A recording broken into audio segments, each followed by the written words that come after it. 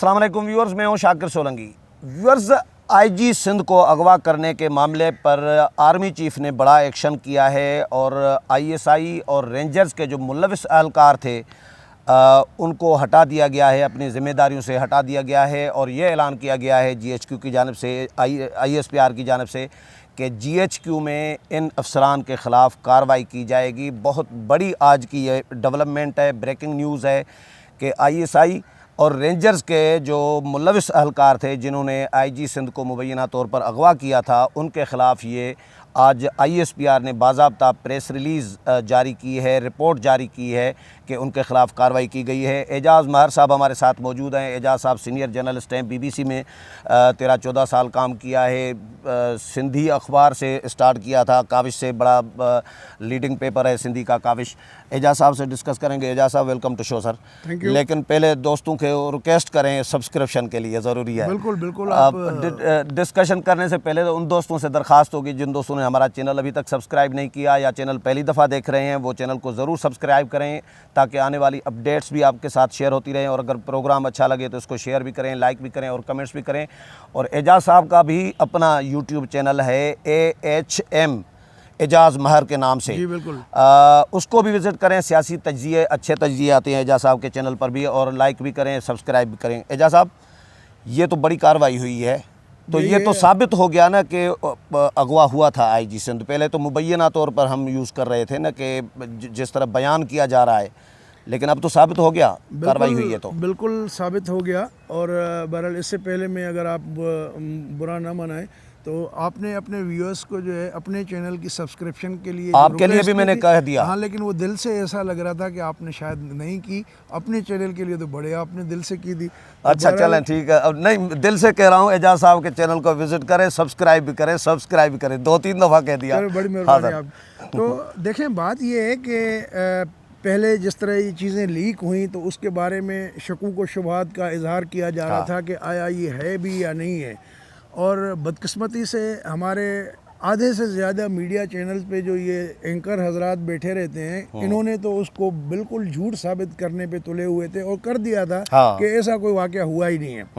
तो अब जिस तरीके से ये सूरत हाल हुई उसमें आपने देखा कि आर्मी चीफ की गारंटी के ऊपर आईजी ने अपना जो है काम करना जो शुरू कर दिया था और दीगर अफसरान से भी कहा था कि इस्तीफ़े आप अपना छुट्टी की दरख्वास्तें वापस ले लें।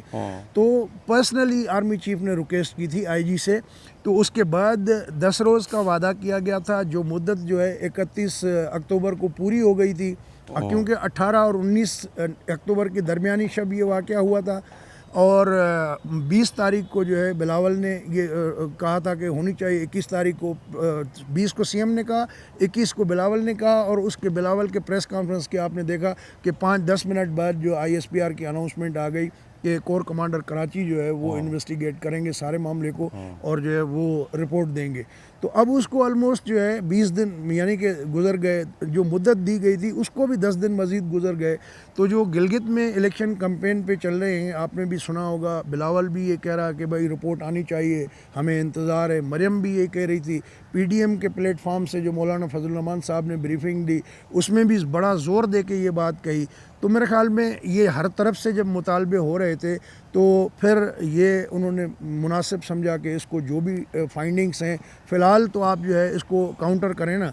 लेकिन अभी भी असल मसला जो है, जैसा उन्होंने कहा है कि जो जीएचक्यू की मुतल्लिका ब्रांच है वो इसको अभी कोर्ट ऑफ इंक्वायरी के जो फाइंडिंग्स हैं उस पर कार्रवाई होगी और बाद में वो हतमी फ़ैसला करेगी कि आया इनको कोर्ट मार्शल करना चाहिए, मुलाजमत से निकालना चाहिए, या कि इनकी क्या क्या सज़ाएं देनी चाहिए। तो ये अभी होना बाकी है। अच्छा एजाज़ साहब, नाम नहीं लिखे इस रिपोर्ट में कि कौन कौन मुलविस हैं, ओहदे नहीं लिखे कि किस रैंक के अफसर थे, एहलकार, छोटे एहलकार थे, बड़े अफसर थे, कौन मुलविस है, किसी की निशानदेही नहीं की गई। तो ये काफ़ी है पीपल्स पार्टी और बिलावल भुट्टो और अपोजिशन की तसल्ली के लिए। मेरे ख़्याल में कि देखें, आर्मी का अपना एक तरीक़ेकार है और वो इस तरह की चीज़ें जो है जब तक कि हतमी चीज़ ना हो जाए तब तक जो है वो नाम वगैरह या वो नहीं इस तरह की बताते हैं। अच्छा तो ये होता, बेहतर यही होता कि आप उनके नाम चले ना बताएं, लेकिन उनके जो डेजिग्नेशन थे वो मेंशन कर देते, तो ये इससे मज़ीद आर्मी के लिए एक अच्छी पॉजिटिव बात जो है या एक तासुर जो कायम होता कि इन्होंने अच्छा काम किया है। लेकिन चले जो भी है, अभी भी देर आयत दुरुस्त आयत, तो ये चीज़ें तो हुई हैं, लेकिन अब जब ये डेफिनेटली के फाइंडिंग्स आएंगी उसमें तो उनको नाम भी देने पड़ेंगे और ओहदे भी बताने पड़ेंगे। लेकिन इस स्टेज पे अगर नामों के बजाय ओहदे दे देते तो वो भी मेरे ख्याल में काफ़ी अच्छा, पीपल्स पार्टी और बिलावल या सिंध पुलिस, आईजी सिंध या अपोजिशन जमातें इस रिपोर्ट से अभी तक की जो हुई है डेवलपमेंट, इससे मुतमईन होंगी आपके ख्याल में? देखें, पाकिस्तान में ये तासुर है कि जो फ़ौज की वर्दी पहनते हैं या नहीं भी पहनते, इंटेलिजेंस वाले हों, उनकी एक आम सुनते हैं, सियासतदान भी ये बातें करते रहते हैं कि स्टेट विद इन स्टेट का जो एक कंसेप्ट है, उस स्टेट विद इन स्टेट में जो खुद को किसी कानून से के सामने जवाबदेह नहीं समझते, तो ये मेरे ख़्याल में वो है इस बात का इंदिया कि देखें, there is a rule of law, they believe in the rule of law to some extent and they have taken action.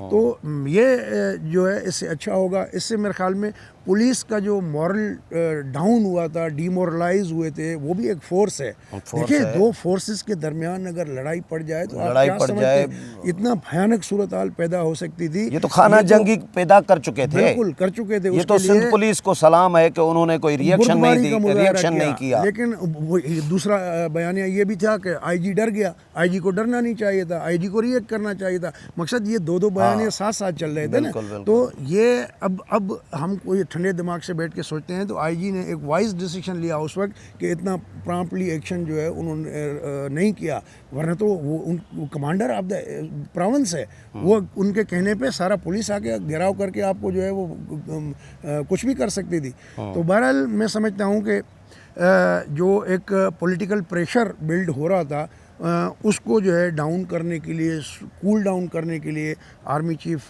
ने ये जो कदम उठाया और उसकी जो थोड़ी बहुत डिटेल शेयर की है, तो अब देखना ये है कि इसका हतमी नतीजा क्या निकलता है, क्योंकि असल वो चीज़ है। पीडीएम का प्रेशर भी यकीनन होता अगर ये इंक्वायरी न होती, क्योंकि पीडीएम एक इत्तेहाद बना है तो वो ज़ाहिर है उनका बयानिया मजबूत तो हो जाता ना इससे। डेफिनेटली आपने देखा नहीं कि मौलाना फजल रहमान ने जिस तरीके से तुम तुराक के साथ बाकायदा ज़ोर दे के ये बात कही कि अभी तक वो क्यों नहीं आई, उसको रिपोर्ट को पब्लिक करना चाहिए, और इंक्वायरी का वादा किया गया, 10 रोज़ पूरे हो गए, तो वो अगला जो इनका जलसा है पेशावर वाला, ये उसमें मज़ीद इसको उछालते। तो फ़िलहाल तो उसको जो है उन्होंने एक लिहाज से एक हद तक काउंटर कर दिया है, लेकिन अब उनकी भी यही डिमांड आएगी। यानी एक टॉपिक छीन लिया उनसे, एक छीन तो नहीं, तकारीर का मौजू बिल्कुल जो है वो है, लेकिन एक अपने लिए गुडविल क्रिएट की है आर्मी चीफ ने। मैं समझता हूँ कि इस कदम जो उन्होंने उठाया है। चलें, बहुत शुक्रिया एजाज साहब। व्यूअर्स, एजाज साहब की बातें आपने सुनी, उम्मीद है प्रोग्राम पसंद आया होगा। अगले प्रोग्राम में फिर मुलाकात होगी, तब तक इजाज़त चाहता हूँ। अल्लाह हाफिज़।